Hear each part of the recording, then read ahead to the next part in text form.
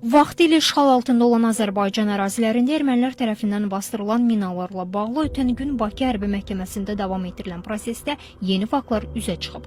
Təqsirləndirilən şəxs Levon Mnatsakanyan etiraf edib ki, minalar əsasən şimal və cənub istiqamətlərində bastırılıb. Minalar yerləşdirildikdən sonra formulyarlar yuxarı qərargaha təqdim edilib. Onların bir nüsxəsi hərbi hissədə qalırdı. Qalan bütün formulyarlar isə mühəndis qoşunları idarəsində olub. Formulyar mina bastırılan ərazinin böyük dəqiqliklə sxemidir. Mina xəritəsində isə dəqiqlik yoxdur. Orada minalar olan rayonlar göstərilib. Amma formulyarda minanın konkret yerini bilmək mümkündür. Təqsirləndirilən ifadəsində bildirib ki, minalanma işləri mühəndis təminatına daxil olub döyüş təminatı növüdür. Əmrlər yuxarı komandanlıqdan, mühəndis qoşunları idarəsindən alınıb. Sonraki proses mühəndis xidməti şöbəsində aparılıb.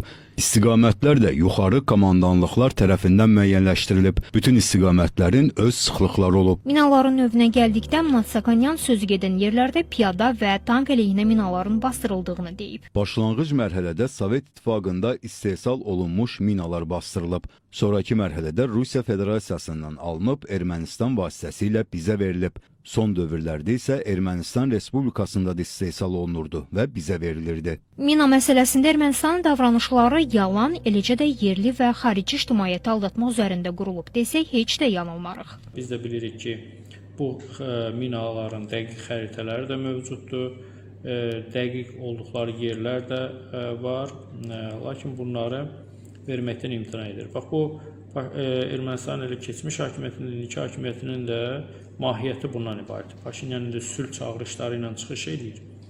Amma real məsələyə gələndə, məsələn, bu minalarla bağlı xəritələri təqdim etmir.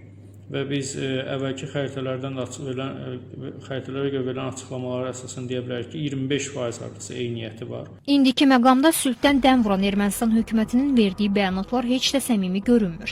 Çünki əvvəlcə bölgədə etimad quruculuğu formalaşdırılmalıdır. Ermənistan üçün belə bir fürsət dəqiq mina xəritələrinin verilməsi ola bilər. Bugünə qədər Ermənistan işğaldan azad edilən ərazilərdə mövcud mina sahələrinə dair 8 formulyar Azərbaycana təqdim edib.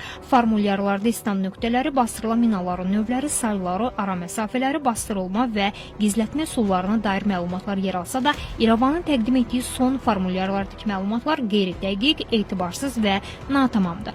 Bakıda təşkil olunan Nürnberg prosesində təqsirləndirilən şəxslərin ifadələri də bunu təsdiqləyir. Odur ki, beynəlxalq aləm qəbul etməlidir ki, mina təmizləmə fəaliyyətləri təxirə salınmazdır və Ermənistan Azərbaycan ərazilərini minalamaqla məqsədli və geniş miqyasda terror törətməyə hədəfləyir.